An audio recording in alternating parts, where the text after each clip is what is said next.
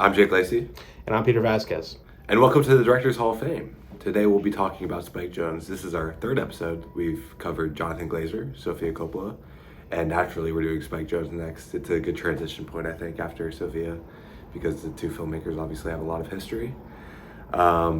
Spike, not as many films as Sofia, though. He's only made 4 feature films. Today we'll only be talking about those, so spoilers for those films, but he's obviously done a lot outside of the industry as well. I mean, he's done music videos, short films, commercials, acting, producing. So we should talk about a little bit of that first. His short films and documentaries are pretty notable. I mean, he's done documentaries with like Kanye during 808s, and I watched that, and that was so weird, but like even pretty cool to like see that. A lot of skating stuff. He's been with the Jackass guys. He's made music videos for Daft Punk, which is awesome, as you and I are both big fans of him. And his acting is really notable too. I mean, he's been in like Moneyball, Babylon, The Wolf of Wall Street, which are 3 of maybe like my favorite movies. I mean, Moneyball less so, but I love those movies. Do you want to say anything about his life outside of the industry? Because I think it's very notable. Outside of his feature films, I say. I'm not a huge fan of I guess I'm nothing against it, but I'm not a big skate person, so I didn't really check out a lot of the skating stuff. I've definitely seen some of Jackass. I didn't go through all of it just because it feels like that's more of a Johnny Knoxville Steve-O text than it is Spike Jonze, although I'm sure he is involved and was involved with the original series and the films and stuff like that. But yeah, I mean, I think that he has such a, like, outside of narrative feature filmmaking, he has an incredible resume. Like, if he didn't make any films, he would maybe not be somebody we'd be talking about, but somebody who left his impact on entertainment as we know it. For sure. I love him in Babylon. I like when he's playing this German director. Amazing. And right at the end, when they feel like they're not going to have the camera on time to shoot the sunset, he's like, God forgive us! You give us the beautiful light and we squandered it! Something like that. We're losing the light! Yeah, and then in Wolf of Wall Street when he's like... so good in Wolfie, too. If you sell 10,000 pink slips or whatever it is, I'll suck your dick. And I hope it happens. Or whatever the hell. I hope it happens. He's good in his own films, too. We'll talk about that down the line. But, that's true. Yeah, I think that... the nature of the podcast is we just want to do the narrative feature films. That's what we have to focus on, and there's definitely plenty to talk about when it comes to when it comes to that part of his career. But all this other stuff, the thing I responded to most was the Defunk video that he did with Daft Punk. There's a director's commentary on this weird DVD that I bought because I just love Daft Punk so much. So I had this DVD of all their the homework album, all the videos for that. So Spike Jonze is a director's commentary for that, and he's so weird. It's so weird, but it's intentional. Weird. Like, he starts crying on the commentary, and he's like, "They're being so mean to me." I need to listen to that. It's so funny. And then he's also talking about the dog. He's like, "Yeah, I just love hugging him. Like, you just get to hug and cuddle him. Like, he's a troll. Like, I think at the end of the day, he's kind of a troll. I think that you see that for sure in his selection of scripts and stuff like that. But I guess if you want the full picture of Spike Jonze outside of the narrative feature films, I would say you got to go to Jackass, his skating videos. Like, he owned a skating company or founded one. I'm not big on watching directors' commercials when we do these things, but I think he did that very famous commercial with Christopher Walken's dancing and stuff like that, which at a minimum is extremely iconic. That's the music video. Is that a music video? Yeah, I didn't even know. And then he's done a lot of music video work even after he began directing films with people like Kanye and stuff like that. So definitely just in a very important cultural figure within and outside of movies. Yeah, definitely. So going from that, I want your thoughts on Spike Jonze as a filmmaker based on the features and why you think we're inducting him. I think you already made some good points on why we're inducting him, but yeah, what are your thoughts on Spike as a filmmaker? I think we're inducting him because he has an incredible talent for taking extremely idiosyncratic material and making popular entertainment out of it.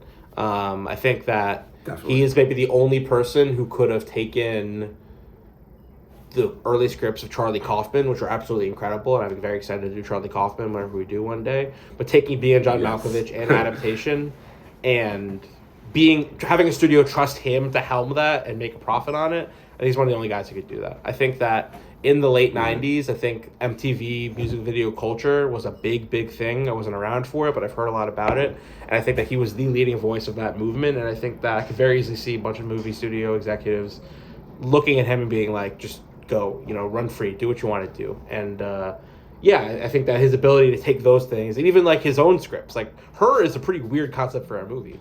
What Are the Wild Things Are is a 10-sentence book, all four of these films he made, very easily could have been very small and irrelevant, but it feels like they're all like pretty widely acclaimed and widely seen, more importantly.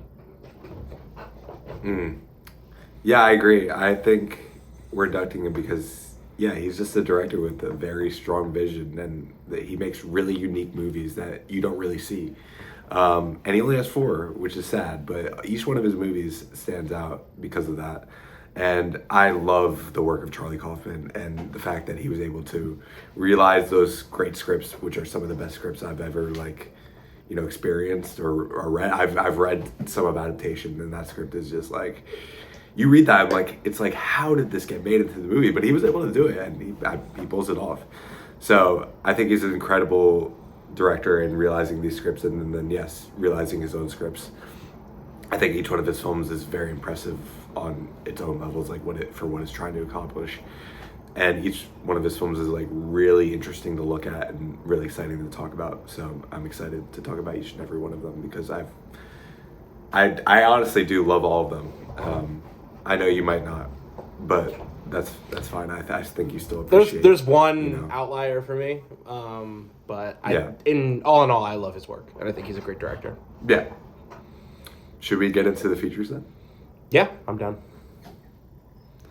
All right, so in 1999, he makes his debut feature film, Being John Malkovich, starring John Cusack, Cameron Diaz, and of course, John Malkovich. This film is about going into the mind of John Malkovich. I mean, it's about a puppeteer played by John Cusack, and he finds a portal into the mind of John Malkovich. I haven't watched this movie in a while, and it's really hard to describe. I really wish I could have rewatched this in preparation, but I just didn't find the time. I do love it, though. What are your thoughts on Being John Malkovich? I revisited it for this because it had been quite some time since I've seen it. My initial Letterboxd review, which is kind of how I well, you're shaking your head because you know what it is, but that's how I remember what I felt about it at the time. I put it very plainly. I said in my review, I expected more, and I think that speaks to the reputation the film has. And although I didn't recognize it at the time, on my rewatch, I think I realized how much it was and why it had the reputation and why it lives up to that reputation. I think it's an excellent film. I think that out of both the Kaufman scripts, I think Spike Jonze, this one in particular, Being John Malkovich, he was able to make his own much more. Definitely. I'm sure that makes a lot of. I mean, that's kind of obvious because Charlie Kaufman's literally a character in adaptation.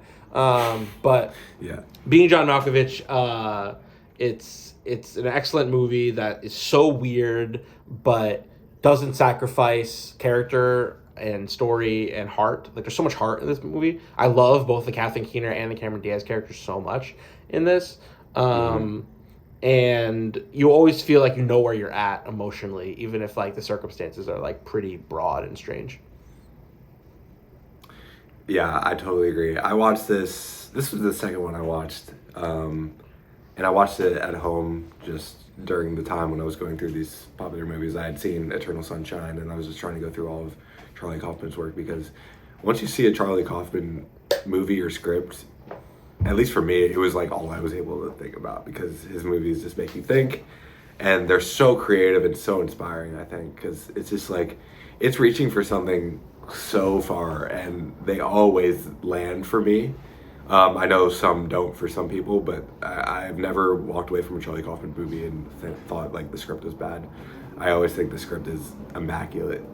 But yeah, I loved this movie when I watched it because it's just so unique and bold, and it's just like such a big vision. And yes, I think it's an underrated aspect of this film that it's very emotional too. You know, some people watch it and just think, oh my God, this concept's crazy.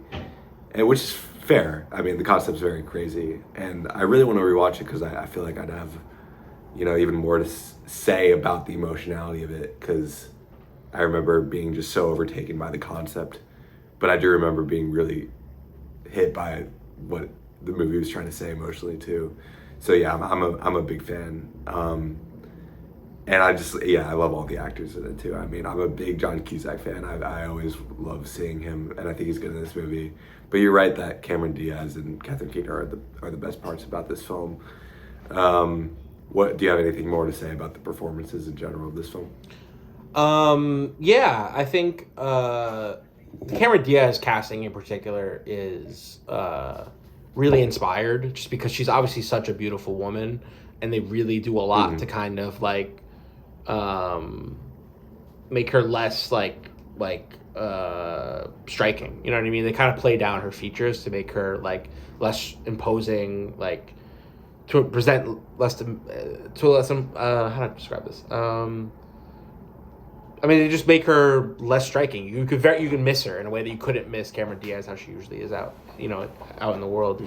I think we should note that this is probably how Spike Jonze and Cameron Diaz met one another. And to circle back to last week, we didn't really harp on it, and I want to say again that there's a very damning Anna Faris character in Lost in Translation that is widely believed to be inspired by Cameron Diaz.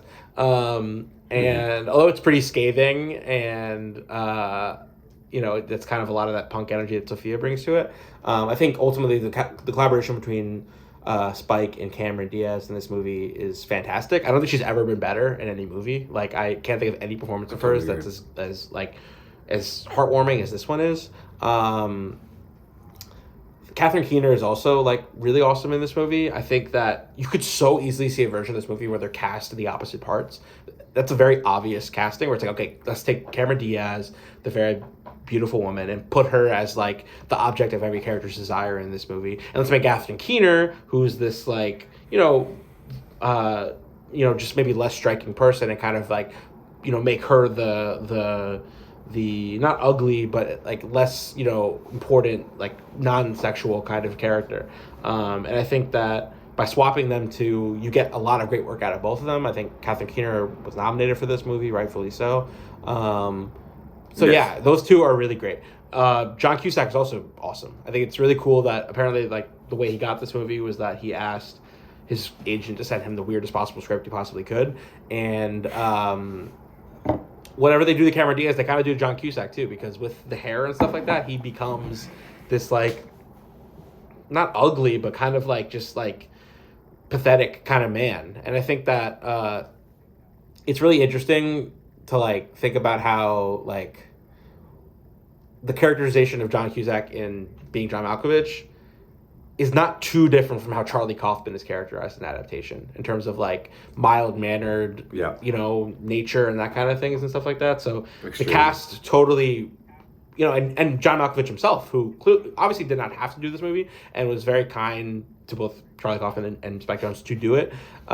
He's excellent in this movie. That's probably my second favorite John Malkovich performance besides Burn After Reading, he's just absolutely incredible in Burn After Reading. Unreal in Burn After Reading. He's like so good in that movie. It's like the cast is especially great in this one, I think, out of all Spike's movies.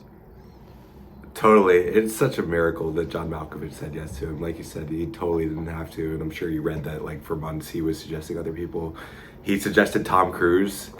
Being Tom Cruise was a version that was pitched, which would have been maybe my favorite movie ever. I don't know. That would have been insane in its own right. But it is a miracle that, and I'm happy that it's just this, because it gets to exist as, John Malkovich is not a complicated figure. It just as far as I know, but it can exist as just this pure movie about an actor, about a celebrity. Right. And yeah, I think he's very funny about it, and how willing he was to go for it was truly awesome. How this didn't win Best Original Screenplay, I'm not sure. I forgot to look what won. 1999 is obviously a great year for movies. So it would have been the 2000 Oscars, right? Check me. Yeah. Real quick. But I'll keep going. I love the script, but what do you think about the visuals and how Spike Jonze makes this his own film? Because I think it's also very impressive how he realizes the script. I think the visual of like going into his own mind is like so awesome, and I think it looks great. Like there's so many great directorial choices. So what do you think about it on that front? I think the visual what Spike Jonze does visually is why I think it's like the one that he made more his own than adaptation, just because like there are a couple things that are just incredible accomplishments. The 7.5 floor, like that already, just the staging of that is so great. Like you mentioned, the portal into Malkovich's mind, the POV shots. When there's all the Malkoviches in a single room, and Malkovich enters his own void. You know what I mean? And even just kind of like the dropping onto the New Jersey Turnpike, you know, when they drop out of the floor and stuff like that. It's like he basically creates like a reality you can believe in that isn't like super fantastical, because the way he represents all these strange idiosyncrasies from the script is grounded in reality, but still like it's very like abnormal, I guess. The Academy Awards for original screenplay that year, the nominations were Being John Malkovich. You're gonna hate this. Being John Malkovich, Magnolia, The Sixth Sense, American Beauty, and Topsy Turvy. American Beauty won. And American Beauty won. Yeah. So. Yeah, that sucks so bad. I like that movie, but Magnolia and Being John Malkovich there is. And The Sixth Sense too. I mean, especially Sixth Sense. Like, and at The that Sixth time Sense was like. Yeah. Yeah. Yeah. What a lineup though, to be honest. Yeah, I mean Magnolia and Being John Malkovich are great films, you know. So, yeah, I would pick Magnolia, but yeah, you can't really say the same about The Sixth Sense. As much as I love Being John Malkovich. No, you can't start doing that to me now. It's too early in the podcast for that. The Shyamalan. I'm gonna move on from that swiftly. What do you think this film is about? I think this film is about the fantasy of being somebody else. I think that's pretty obvious, but I think that. I think that it's so smart that he had a trans character in this film. Charlie Kaufman putting that in there. I think that like it's handled with an incredible amount of like decency that like a lot of other stories that came out around the same time did not. But it's not even just like the Cameron Diaz character being trans where you find that. Like I think the John Cusack character, he is only able to realize his dreams as a puppeteer and see the success he wants to see and be the person he wants to be when he's in Malkovich's body at the end. You know, John Malkovich is not like you said, it's not Tom Cruise. It's not like he's like the biggest star in the world. But he has this fame, and for whatever reason, in this movie, he's the fixation of all these different people. But you see that there's like a lot of people who just want to go into the portal and be John Malkovich.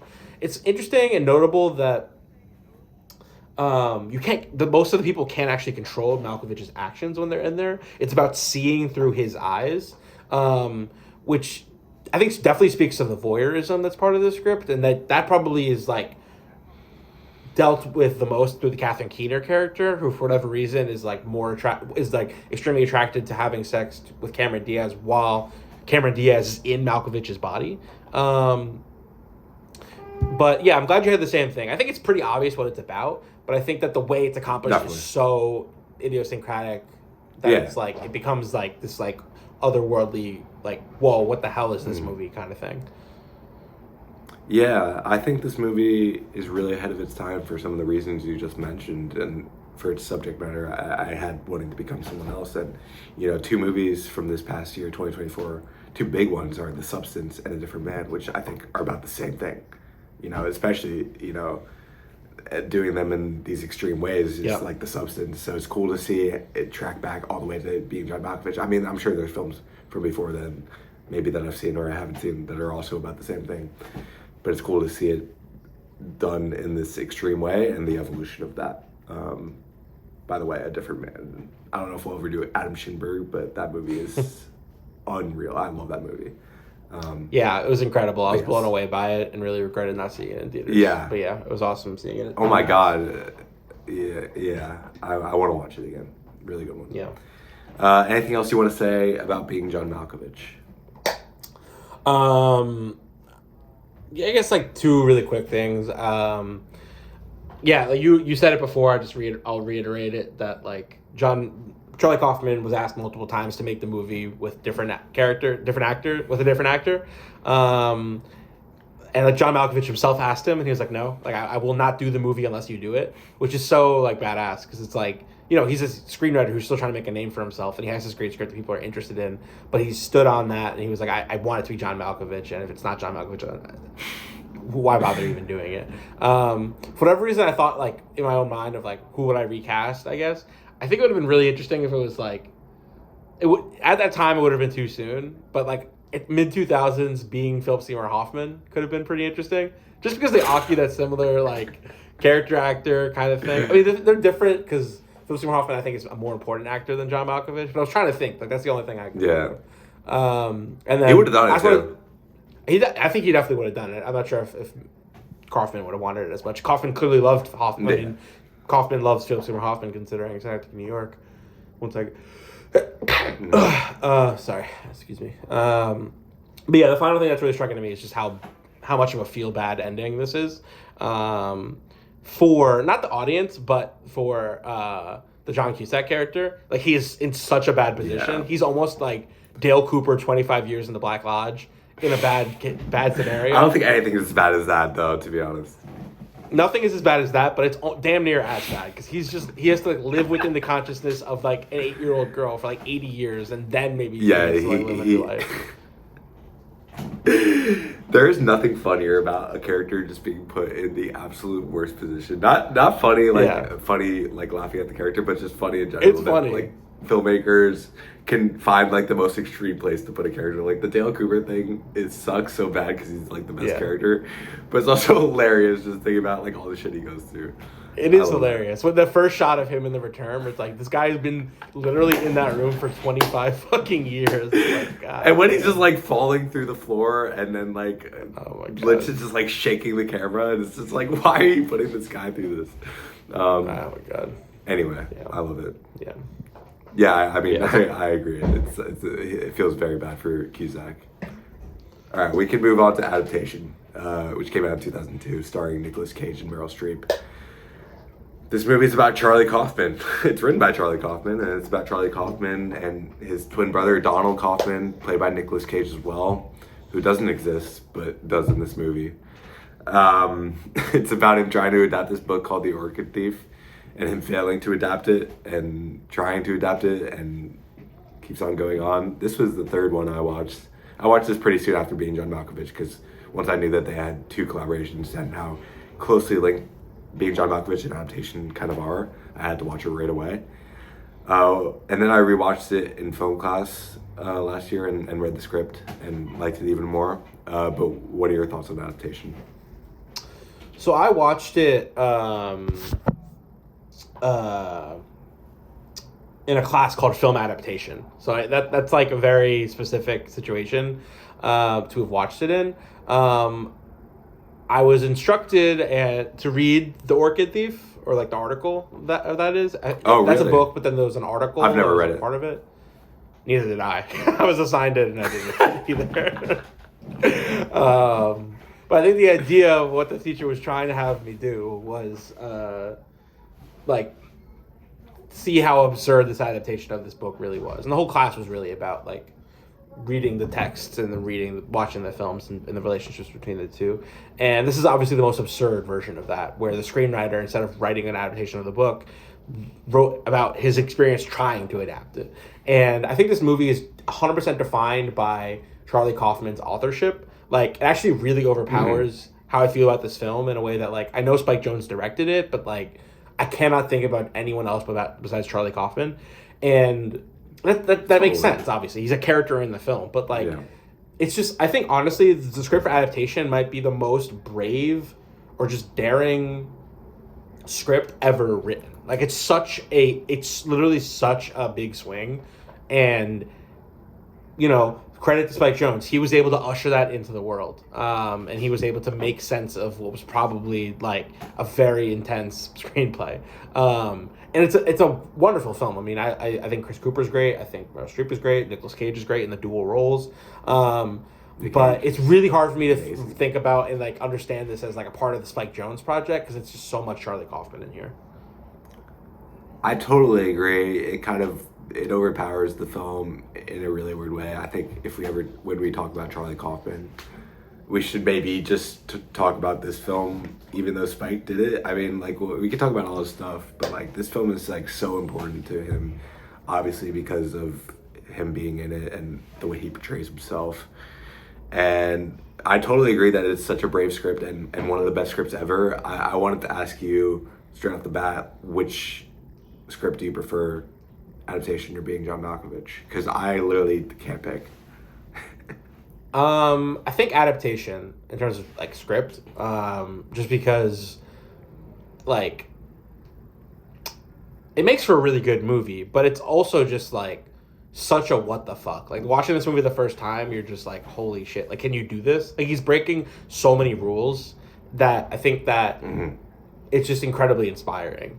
Although like I'm not gonna write a script with my own name in it anytime soon or anything like that, but like I think it pushed the medium of screenwriting further. Although I love the script for Jan Malkovich and it's very good, I think adaptation is like, if I were like teaching a screenwriting class, it might be one of like the 10 scripts that I pick out, because it's just like, it's just, the lesson from it is movies can be anything. You can literally do anything with movies. And I think that's the lesson from adaptation.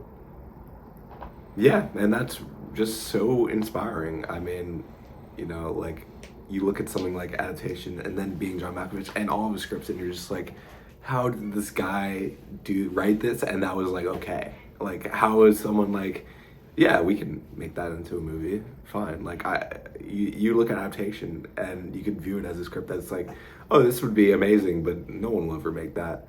And yeah, it is a credit to Spike Jonze for like realizing these visions. I think the visuals in here are good, not as good as like Being John Malkovich, but it's not really about that. But I think the way he directs the actors and gets these great performances, I think every performance in this movie is like amazing. I love Tilda Swinton in her small role. She's so good. Meryl Streep, Chris Cooper, as you said, he wins for Best Supporting Actor, actually, which is pretty interesting. I think one thing I want to say about Spike real quick is like all his films do really well at the Academy Awards, which is so interesting because he makes such weird films. But that's really awesome to see. Like, besides Where the Wild Things Are, which is an outlier, but I think all of his films get multiple nominations, and it's really cool. And it baffles me even more why he doesn't make more movies. But whatever. What do you think about the performances in this? You mentioned some already. I mentioned some. I think Nick Cage. I love dual roles, and this might be the best example of dual roles. Maybe I'm missing one, but maybe Michael B. Jordan's coming for it in May or April with Sinners. I don't know if that's going to live up to adaptation, but I'm excited for that movie. Nicolas Cage is awesome in this movie. I think that he might be honestly a little too famous to be playing Charlie Kaufman. I don't know. It's like he's so Nicolas Cage. You know what I mean? Like there's obviously a whole episode of Community about like Nicolas Cage, his filmography, and his performance style. Being Nicolas Cage. Yeah, that would have been really interesting too, because he's like honestly in some ways more iconic than like a Leo or a Brad Pitt, because there's so much like he does so much of like the high and the low. You know what I mean? Like he's in so many different kinds of movies and stuff like that. But yeah, he's flexing a lot of muscles in this movie. I mean, he's doing a lot of acting with himself. You know what I mean? He is like creating this extremely mild-mannered, paranoid, obnoxious, egotistical Charlie Kaufman character. We're also being like a charisma machine as his brother Donald. So yeah, I think Nicolas Cage is really great in this. I'm surprised Chris Cooper won. I remember liking him. He was definitely very good in this movie. There's certainly worse performances that could win. I think Meryl Streep doing drugs and stuff like that is pretty awesome, just because I haven't seen her do that in any kind of other movie. And she's definitely very good in this movie. That's a really weird performance that I like, but she is really good. And then Brian Cox is really great in the few scenes he gets. So I love all that stuff inside there. Getting into that sort of stuff, I think this film, what it's about, is also pretty clear. I mean, it's about the creative process, and I'm sure you had something similar. I said it's about change and the fight against it. Oh, interesting. I think that like the idea of adaptation is like I don't know. Maybe it's like a little too like metatextual, but I think it's like a lot has a lot to do with like Charlie Kaufman's inability to like allow things to kind of like move on and stuff like that. I don't know. It's been a little. This is the one I didn't revisit. I revisited the rest of them. I didn't have the time to check out this one again.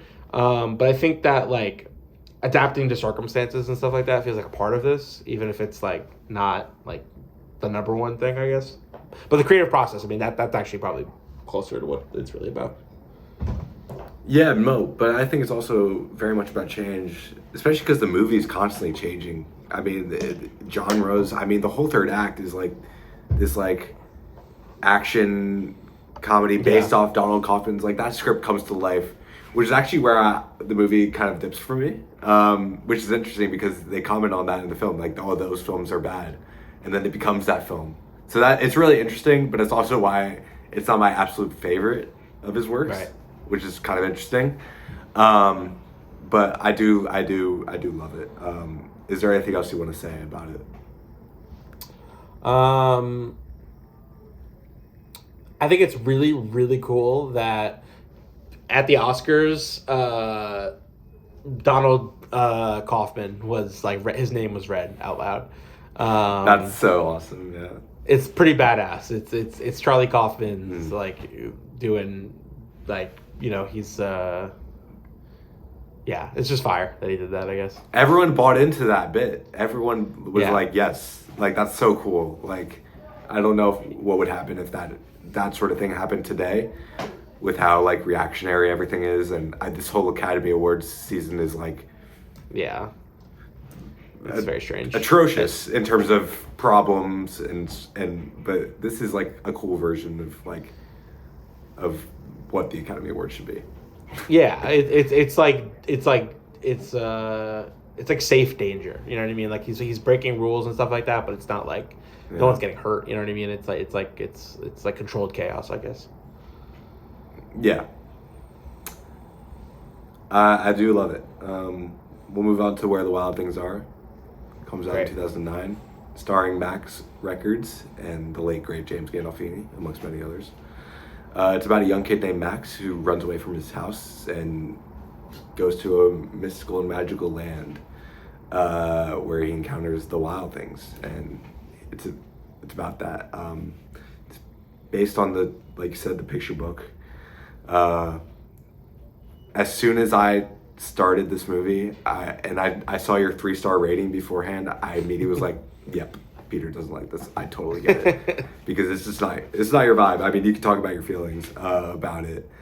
This was the only one I hadn't seen, the only spec film I hadn't seen, so I watched it in preparation. What did you think of Where the Wild Things Are? I wouldn't say I hated this movie. I feel like the fact that it was based on a 10-sentence book shows, in the sense that it feels very sparse and it feels like it really extends its welcome more than it needs to be. I wish this was like a 78-minute, 80-minute movie, like because there's 15 minutes you can cut out of it. There's a lot of repetition and stuff like that. I agree. But generally, I'm behind it. Like I mean, we'll talk about it. But James Gandolfini is excellent in this movie. All the voice actors are very good. I really think the biggest accomplishment of this movie is the realization of the wild things. They're actually like really whatever mix of like practical and visual effects went into like how they look in this movie. It totally works. It looks really awesome. I really think the movie started out really well. I like the first 2 minutes or 5 minutes or whatever it is. Like I really enjoyed the family relationships, and I finally it sets a really good ground, and you understand why Max has to retreat into this other world. And the metaphor makes a lot of sense to me. Like the logic of the fantasy makes a lot of sense, which obviously tickles my kind of sort of thinking. What did you think of this movie? I think this movie is very impressive, especially for what it's setting out to do, and what it's being based off of. I think it is flawed, and I agree that there's repetition, and it's interesting you bring up the CGI and like the realization of the wild things. I thought that was like very jarring in a good way when you first see them. And I got used to it and it became better, but I was like, oh man, this is like a lot. It's very intense and very kind of scary, but that makes sense for, the POV of the character. this is just a type of movie that I really respond to. I really love what this film is about. The metaphor is amazing. And I love how Jones puts you in the head of this kid. It's really impressive how you're able to see the world through this 8-year-old kid. I mean, yeah, I think that's what the book does. I remember loving the book as a kid, and I probably even saw this as a kid, but I just had no memory of it, which is crazy considering like I feel like seeing those wild things I would remember for the rest of my life, especially as a kid. But yeah, I do just really love it. I think I knew I would, considering the history I have with the book and my thoughts on Spike, and what I knew that it was a metaphor for escapism and childhood and stuff like that. And yeah, I do really love those types of stories. I do agree that the family stuff works really well. I could have done with even more of that and maybe less of the wild things area, but you get what you need. I think it sets it up and then you go straight away. So I do think this movie is really, really impressive. Yeah, the movie's really impressive. I think that its biggest accomplishment is the James Gandolfini voice acting performance. I think that they take his like extreme abrasive like emotions that like worked so well in The Sopranos and put it into this like children's story, and it's like it works so well. And you see the main character, you see the kid watching the James Gandolfini character suffer because of how strongly he feels things, and you see the kid learn about his own life and learn about how he deals with situations, because the kid's obviously so irrational in like the first 10 minutes with the mom, and he's like so just like a bleeding heart of emotion, and I think that's a really smart lesson he's able to take from it. Yeah, the James Gandolfini character is the heart of the movie, and Absolutely. I found his voice performance so emotional and so moving, and I think I'd find that even if he hadn't passed, but that adds something to it, of course. But yeah, he is just like he does a lot better than I think he might need to, but it does make him the heart of the movie, so I'm really glad that it's as good as it is. There's other voice performances by notable actors in the Wild Things, and Catherine Keener's in it, as she's in most Spike movies. What do you think of the kid actor? Because I don't think he's particularly good, but he's not bad. I've seen better, I'll say that. Yeah, I didn't think too much about him. I think that he works. I think that character is obviously kind of like annoying and over the top a little bit. That's kind of by design. I think he plays that like well. But I didn't mind him. So Yeah, I mean, I definitely don't hate him. I just think like I wonder what this movie would be with like an elite kid actor, like say Haley Joel Osment in Sixth Sense, that type of performance. Obviously different, but yeah, I think I feel when I see a kid performance, I think so much of the kid, and I think so much of the director for getting the kid there. Like Spielberg has directed so many amazing kid performances, M. Night, and that makes me like respect them so much more, because I think it's obviously hard to work with young kids. I haven't before, but to get like great work out of them is like, it says a lot about both the actor and the director. Nothing against Spike. I think it's definitely a good performance and works for the movie. What do you think this film is about? I mean, it's again very obvious, but what did you have? I had it's a kid retreating into a fantasy world to learn about his own world. Like there is an escapism thing there for sure, but I think that kind of breaks down and you realize that like he's like retreating into this world, and so when he comes back to his own world, he's better equipped to deal with it. And I think that's exactly what he accomplishes. Like I think that seeing the Wild Things interact and seeing those conflicts arise and stuff like that, I think he learns and it grows and matures in a way that where he's able to deal with his own life better. And so I think that it elevates that initial metaphor to something that really continues to work throughout the film.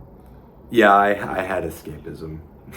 It's pretty standard, but I think it really works. I love those types of movies as well. I think, I find that I'm doing a lot of my own escapism watching movies, and to see that reflected in a movie is very cool.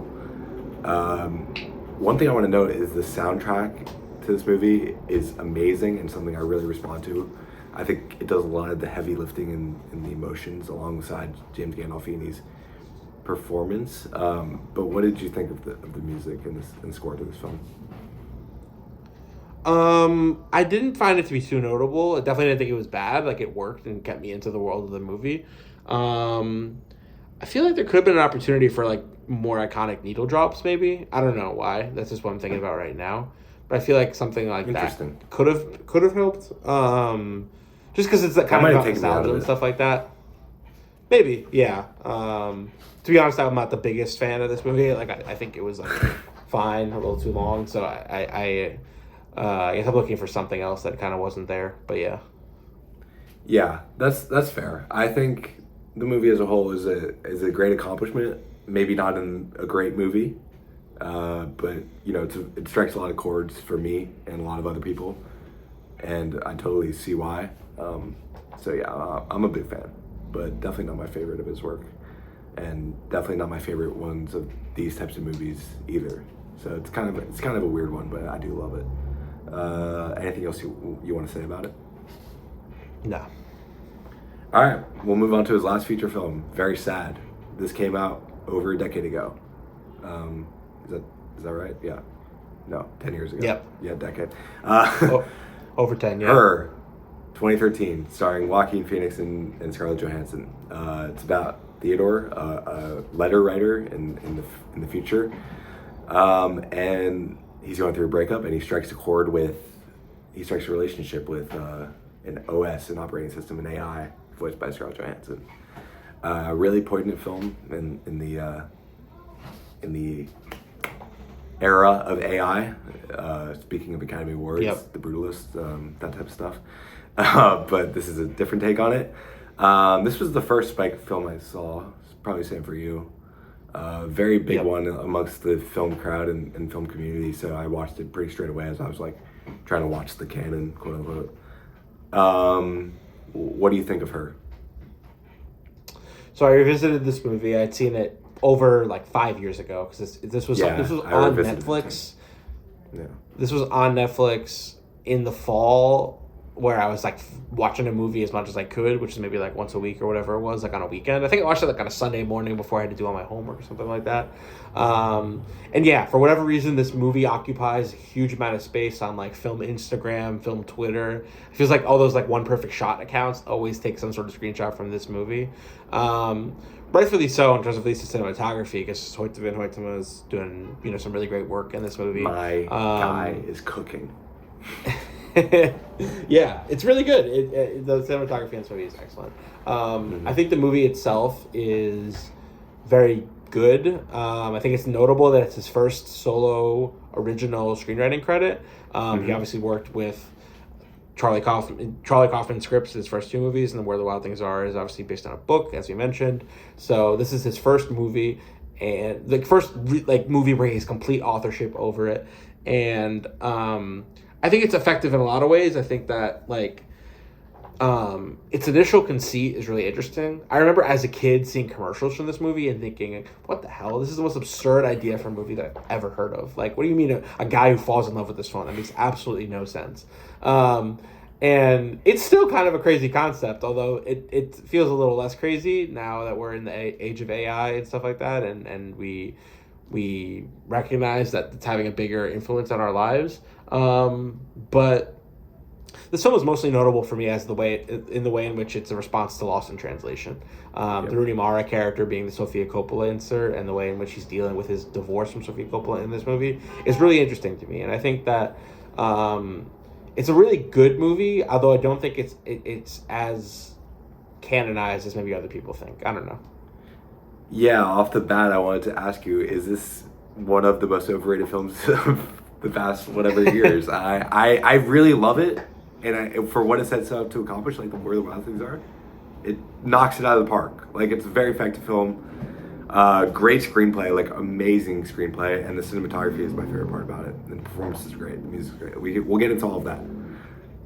For whatever reason, I don't connect to it on the level that some people do, and it's kind of weird. I feel like this one should be such a big one for me, but it's not, and it isn't for you either. I don't know. Like, what do you think of this film's reputation, and would you consider it overrated? Because I would.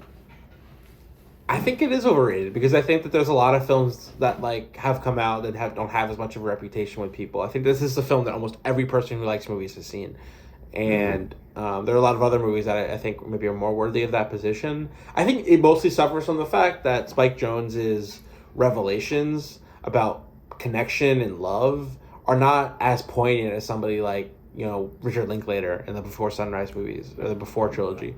Like I think that he's not as insightful about the human experience as like the film kind of needs him to be, because so much of the film is just Joaquin talking to Scarlett as an AI and them talking about love and stuff like that.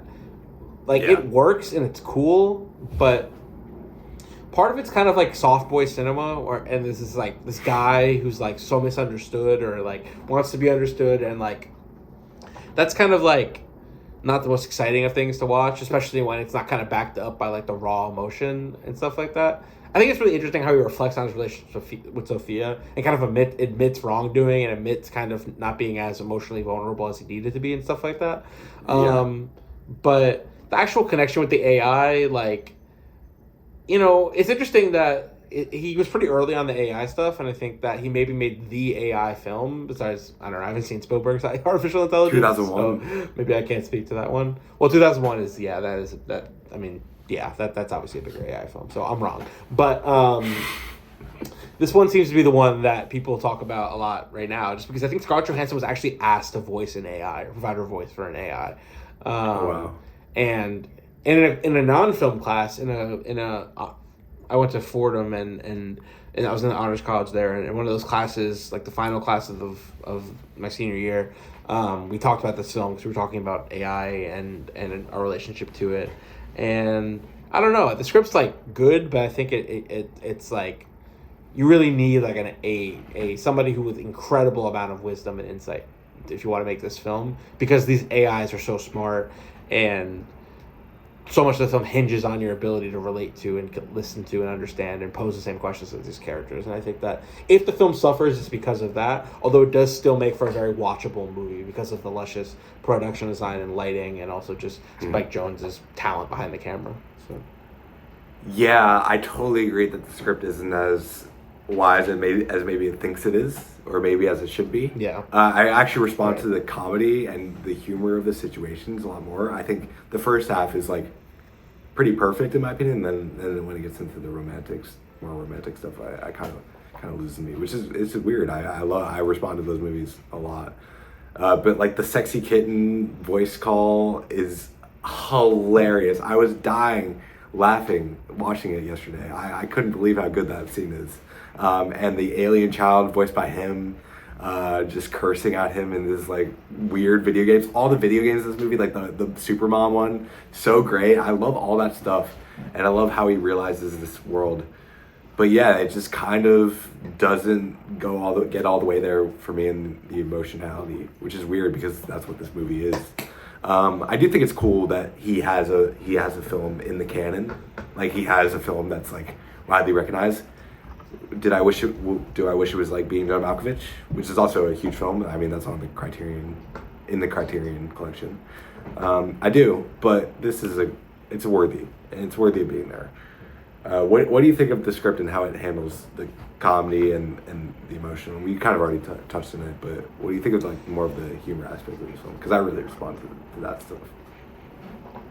Yeah, it was very funny, and I think the Spike Jonze voice acting performance as the alien child is like this is the funniest part of the movie to me. I think the movie doesn't suffer from like the funny stuff and the balance of the funny stuff and the dramatic stuff. I think it does strike a good balance between the two of them.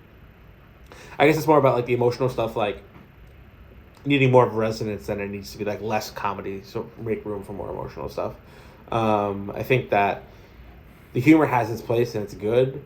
For whatever reason, I don't know. This is not the most striking of Joaquin Phoenix performances to me. He's an actor who I love and really think he's great, but like he almost is just like kind of like just another layer of paint on like the canvas of what this movie is. Like I don't think about this and think so deeply about what he's contributing, because he's just kind of this insert for Spike Jonze, you know? That's interesting. I really love his performance. I think he's so great in it. He's obviously one of my favorite actors too, and this is like during his era. I mean, he does The Master 2012, he does Inherent Vice 2014. Sandwiched between, you know, some PTA movies, which is awesome. But I do love the performance. I think he's really good in it. I think you really buy him, obviously, because he's just so great.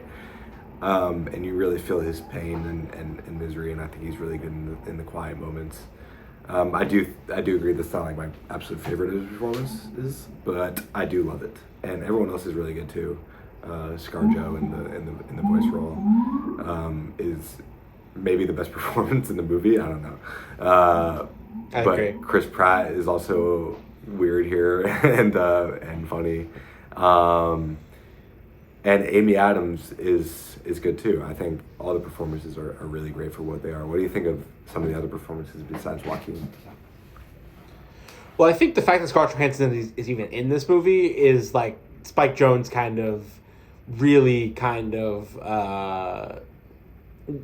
it's not as like crazy of a decision as like some of the stuff Sophia does in Lost in Translation, but he's clearly making a statement. Like, I think he clearly is kind of weaponizing this actor to kind of strike a clear line between this is my reaction to this. I think that she's the glue that makes these two movies like so interrelated beyond the authorship. Because that, like, she's very good in this movie. She is, but you obviously don't like need her to be in the movie. Like, there's many actresses who probably could have played the part. And I think it's so interesting they decided to cast her in this role.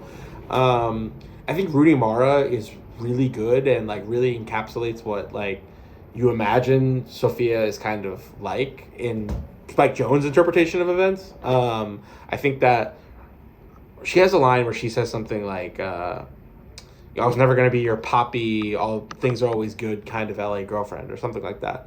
And I think that that's actually pretty like solid stuff from Spike, because I think he's recognizing that he wanted something from this ex of his that she like was unfair for him to ask of her. And so I think that he actually is like pretty self-critical in the divorce, and I think that it makes for like a very rich experience of watching these movies where you actually don't have to like think about them as like Spike versus Sophia, and more just like this is like their honest reflections of what the relationship was like. And although Sophia's stuff feels like very scathing and almost like insulting, Spike seems to like admit the wrongdoing in this movie. And I think that it's very interesting that it took him like almost over a decade for this movie to come out and for it to be a reaction.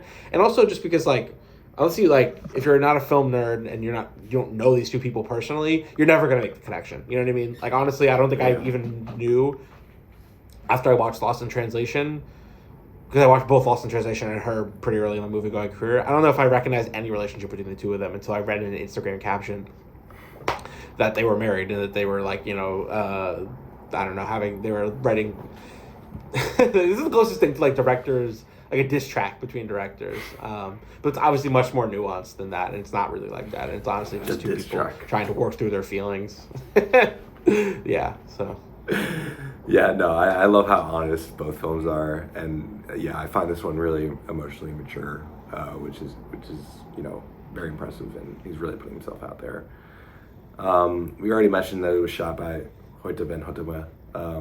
He wasn't nominated for Best Cinematography for this. How that was the case, couldn't tell you. I think all his work is great. This isn't like his best work, but it's up there. I think this is what I respond to most about the film. What do you think of the visuals and how he shoots this film? There's a lot of iconic images that, like, just because of the canonization of this movie, you just remember and respond to. Like, there's one where he's like looking over not a windowsill. I don't know how to describe it. He's like looking out onto the city and stuff like that.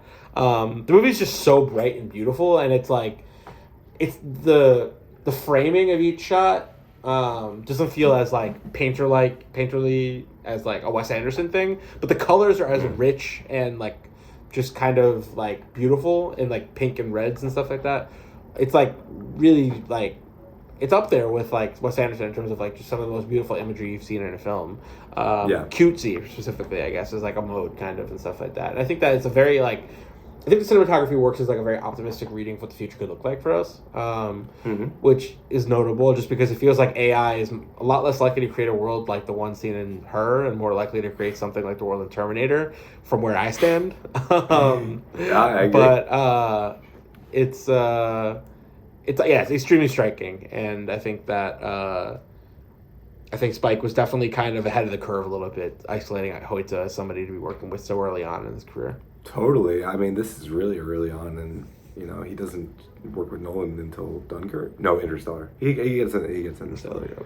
So yeah, that's cool that he has those two back-to-back years. I also love the score for this film. It's done by Arcade Fire, which is a band. I love band scores. Daft Punk's Tron score. Haven't listened to it, but I know that's maybe not a big one for you, but a big one for some people. But I do love the score. I think it really works for the movie. I find it really emotional and does the heavy lifting and the emotions for me, at least. What do you think of the music in this film and how it suits the film? The music in this movie is very good. I think that I really like what the pianos do, and I think it adds just a lot of flavor and kind of creates this kind of reflective vibe that's all throughout the film. Yeah, and the music plays a great role in the movie with her, her creating these songs for the moments. Right. I find all that stuff really emotional, and when the song is actually good too, that it really works. What is this film about besides Sophia versus Spike? I think this film is about connection and disconnection, and I think the way in which technology can leave us constantly stimulated but never really fully understood, I guess. I don't know. It's a working idea. I feel like, to me, the whole movie, Amy Adams is right there for Joaquin Phoenix. The two of them could be so good together and have a real relationship. And although Spike Jonze clearly has a lot of empathy and sympathy for the Scarlett Johansson and Joaquin Phoenix relationship in the movie, I feel like when you get to the end of the movie, you realize that there's just absolutely no way that she can be satisfied by him, because an artificial intelligence or an OS has so much knowledge that one human being is just truly can't keep up with how smart they are, And so I think that his conversations with her, they kind of fuel his own intellectualism, but don't actually end up leading to him to have made a meaningful, lasting connection. And so I think that it's kind of about those things. It's not especially concerned about the future and artificial intelligence's relationship to our world, and in terms of big scope, but just a small relationship, I guess. So, Yeah, that's a good point. I had something similar, that it's about a yearning for any connection, any kind of connection. I think every character in this movie, down to the minor characters, wants to be a part of something and wants a connection. Down to the surrogate that comes in and to have sex with Joaquin, to be be a Samantha stand-in. She does that. She's willing to go to those lengths because she wants to be a part of something. She hears about something great and is like, oh, I want to be a part of that, and then willingly does that. So I think every character in this is looking for something, and it's about, just wanting to connect with someone, something. I don't know. But yeah, I think it's a good portrayal of that. Is there anything else you want to say about Her? No. Yeah, it's a good one. I don't love it. I wish I loved it as much as other people do, but I think it's good and worthy For sure. of its recognition. Let's get into the categories then. Cool. We'll start with best performance in any of the director's films. What do you have? For me, it's a toss-up between Catherine Keener and Cameron Diaz and Piotr Malkovich. Interesting. I spoke about them before. I just really love those two characters a lot. They're maybe not the best technical performances in any of his movies, but I think that Catherine Keener is just so cool, and she's just so much the object of desire, and Cameron Diaz is such an earnest and yearning kind of character, and when I think about his movies, I think about those two the most, I think. Yeah, no, fair. I was interested to see who you would choose in this. You might get hate for I'm not picking Joaquin. We didn't pick Joaquin. I think that's a very low performance, and it's interesting that we're not picking him in that movie. It is a good performance though, and I really love him in it. But I'm picking Nick Cage in the adaptation. The dual role is so impressive, and how he portrays both characters, and he's acting alongside himself, and it's just such an impressive performance, but also a really good one and really memorable. Best needle drop. What did you have for this? I feel like this is a layup, but I put Happy Together from adaptation. Yep, me too. Yeah. Happy Together is a great song, and it's very funny how they talk about it, how it's used in like every bad film or something like that. Yeah. But it's used in two great films. It's used in the movie Happy Together by Wong Kar-wai, and it's really smartly used there. And then the ending track, when it's used at the end of this movie, it's also really awesome, and it's just a great tune. So yeah, that's what I Amazing ending. Yep. The time lapse of the flowers with sets of that song is just such an amazing moment. Oh, absolutely. I'd say the best ending in this filmography. Best single track of original score. What'd you have? We might also have the same thing here. I picked Song on the Beach. I picked something from her, but not Song on the Beach, actually. I picked Song on the Photograph. Beach. Right. I was just going to say, yeah, I just really like that moment when she's like, she calls it out and she's like, this is what it sounds like to me. And when I played it again, I felt something. So, yeah, it's a good one. But that's a good one, too. Photograph. No, that's good. I love that. I love that whole score. Could have picked anything from that, but I picked Photograph because I love that whole sequence, the montage that follows afterwards as well. Greatest scene. This is an interesting one. What do you have? I picked Malkovichception, which is the scene where there's a bunch of different Malkovich heads on a lot of different bodies. I had the same thing.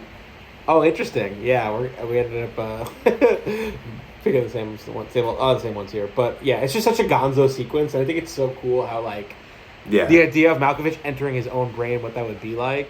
It's like a big dramatic question. Like even when he was doing it in the film, I was like, when I was rewatching it, even though I'd already seen it, I was like, oh, how are they gonna figure this out? And they don't really care. They're just like, fuck you. Like it doesn't make sense. Like Malkovich, and it's a bunch of different people, and there's a Malkovich with boobs and all this other shit. You know what I mean? It's like just a really that's such a great image. It's a cool fuck you, and it doesn't matter really what the logic of it behind it is, and it's just ultimately like maybe his most maybe not iconic moment because her is such a big thing, but like one of the big iconic moments in the filmography for sure. Totally. I think it's such a bizarre sequence and a scene, and when it starts to happen, you're like, oh my god, are they actually doing this? And then they do it, and it's so cool, and it works really well.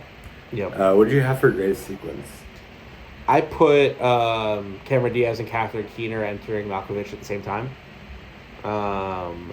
Is that when they chase each other? Yes. I had the same thing. Hopefully this won't get boring for people at home. Me and Jake, we like a lot of the same stuff because we knew each other in high school. I think we formulated our tastes at the same times, and we talk about all these things together. But I guess the nuance is like where we divert. But yeah, this is also, I'm glad you have the same sequence because I really like this one too. It's electric. The chase is awesome, and the way he shoots it is so cool. Like the camera flipping and stuff as they go through different parts of it. And also how it just shows his subconscious is really fucking cool. I love that scene so much.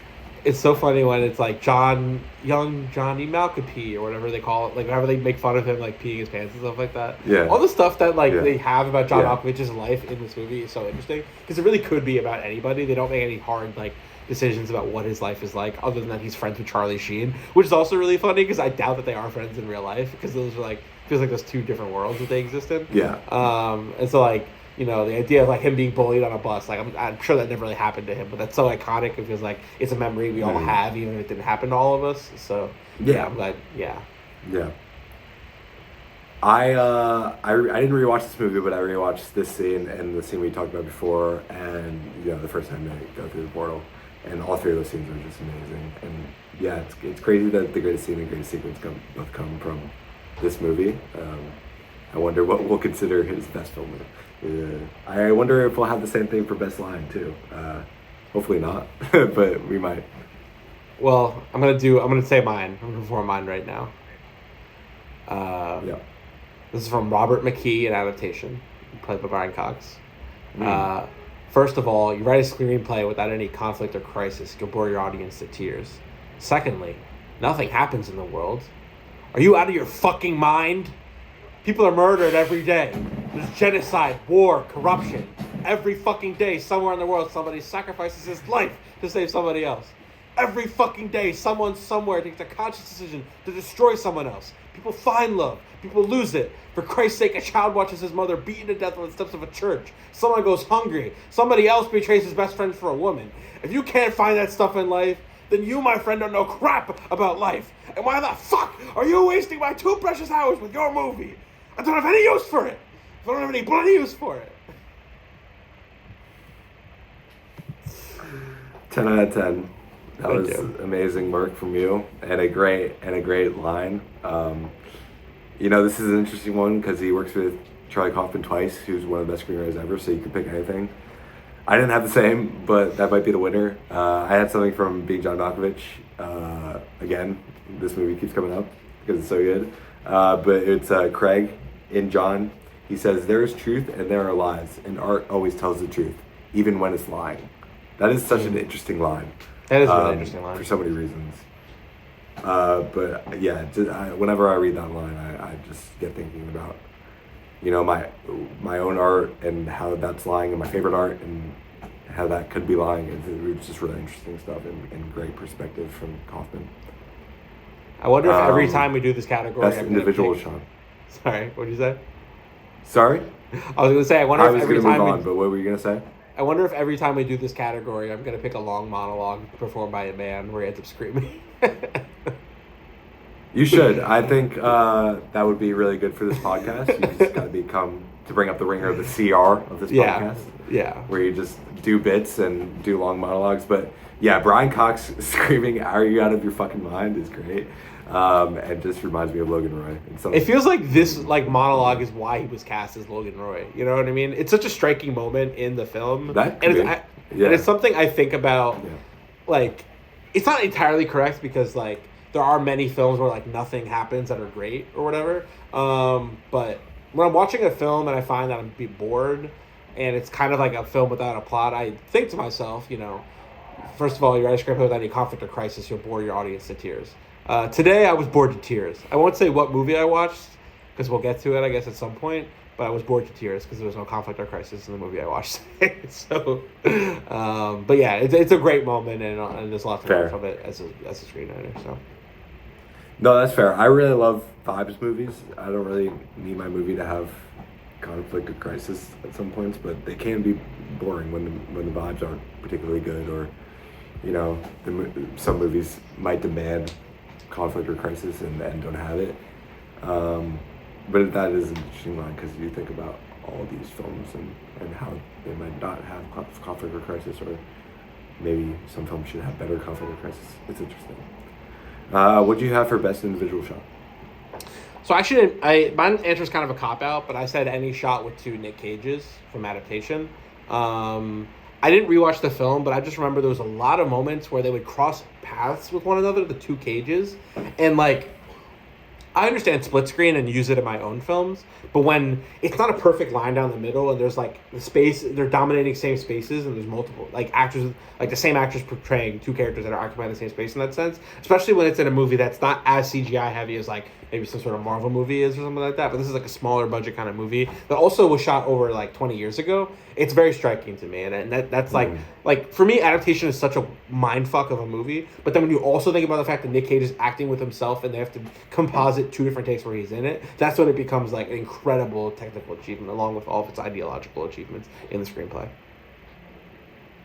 No, it's very impressive stuff. Every time you see it, it doesn't get old. It doesn't get old. You'll still be blown away by how they're pulling this off, especially with what the film is and the low budgetness of it.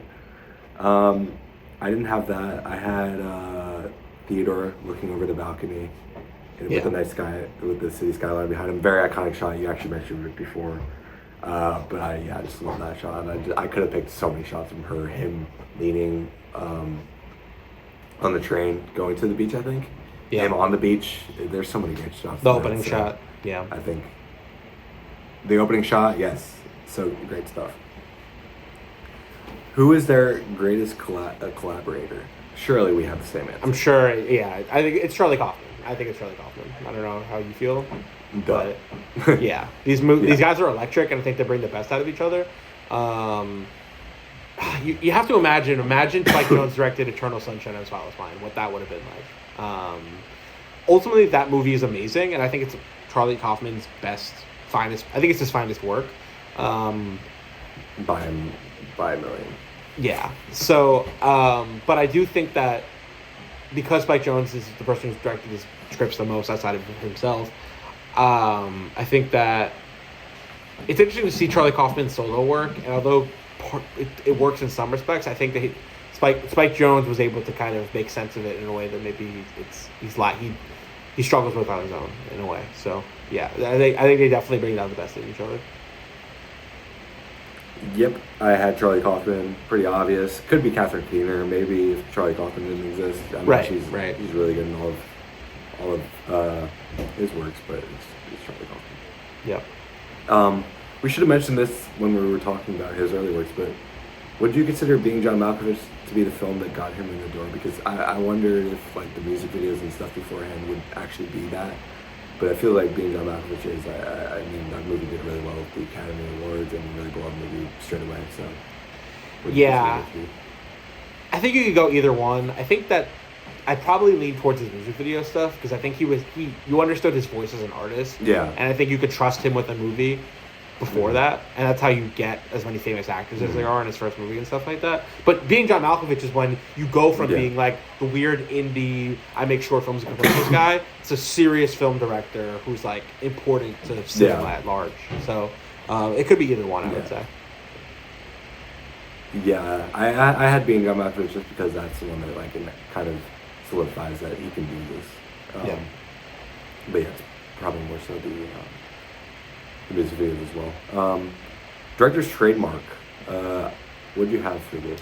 I put humanoid characters. He obviously has like the animatronic dog in the Daft Punk video. He has the puppets in Being John Malkovich. He has the Wild Things and Where the Wild Things Are.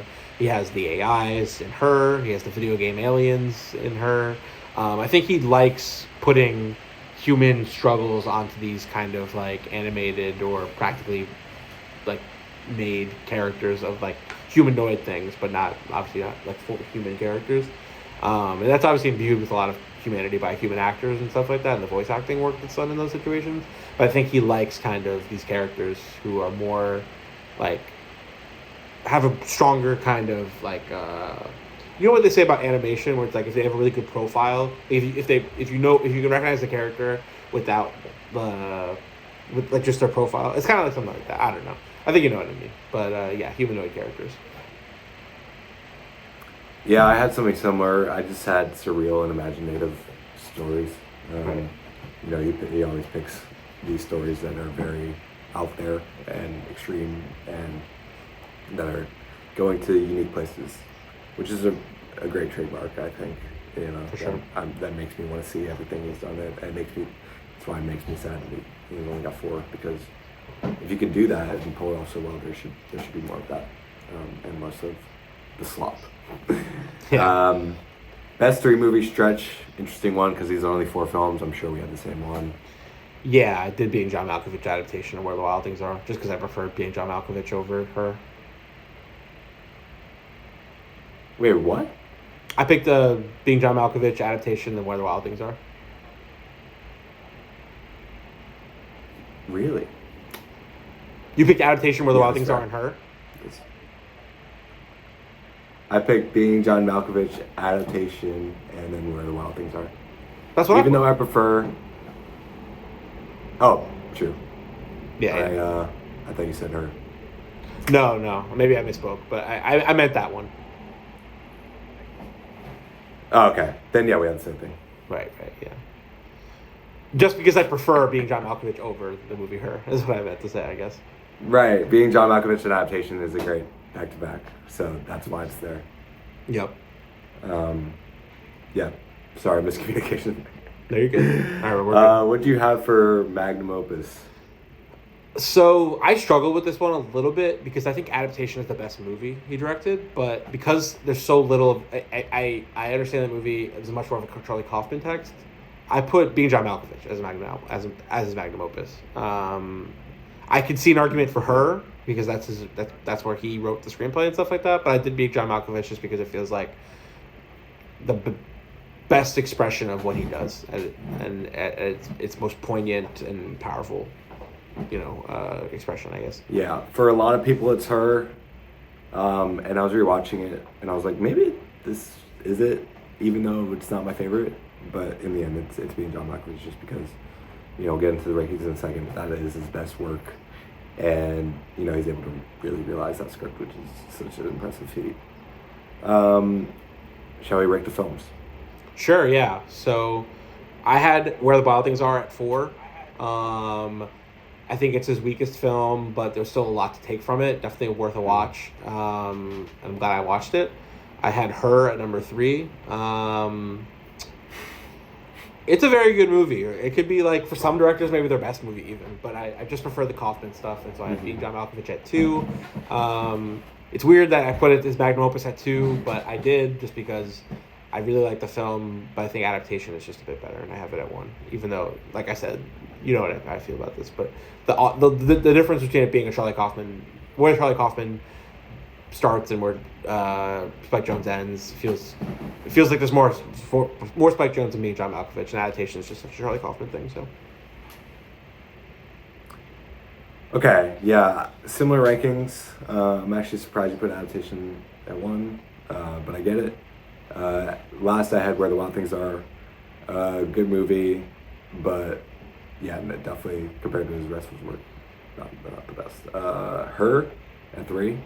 Yeah, no, we might get slandered for the way we're treating Her, but it's good. I just don't think it's amazing. 2, I had adaptation, and then 1 I had Being John Malkovich. I could go back and forth. I love them both a lot. They're very interchangeable. I just think I prefer Being John Malkovich a little bit more because of the boldness and the more, because I'm able to it's very meta movie like adaptation, but it's a little less meta, which is why I might be able to connect to it a little bit more. But I'm able to connect to both a lot, so I think they're both really good. What do you want to see Spike do next?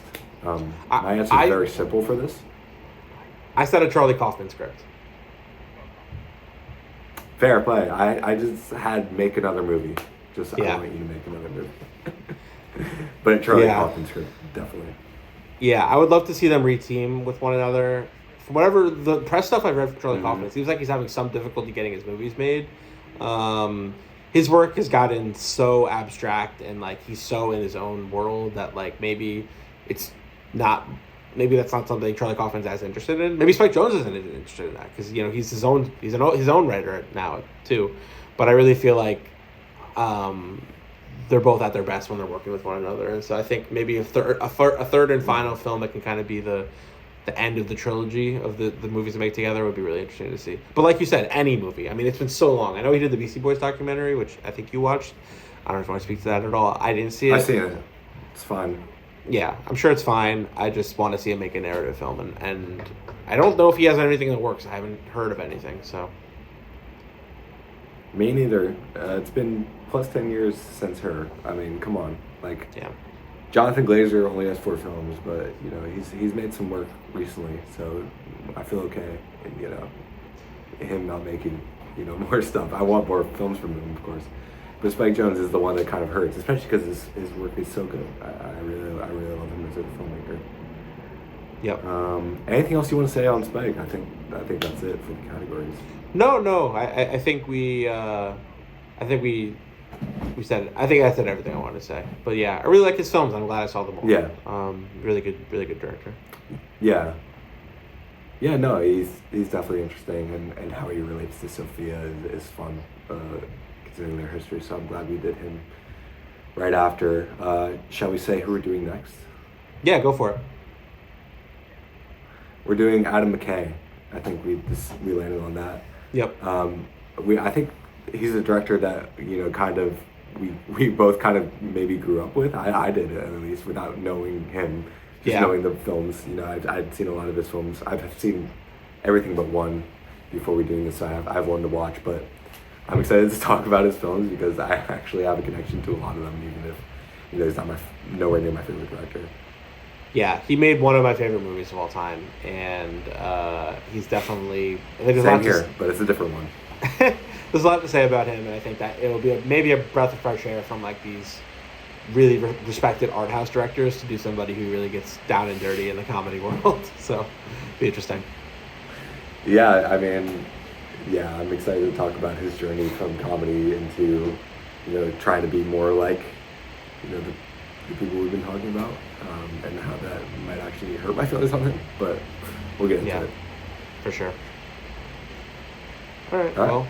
Well, otherwise, see you guys next week. Thanks for watching. It's always a pleasure to talk to you. For sure. And I'm looking forward to the next time. Sounds good. Peace.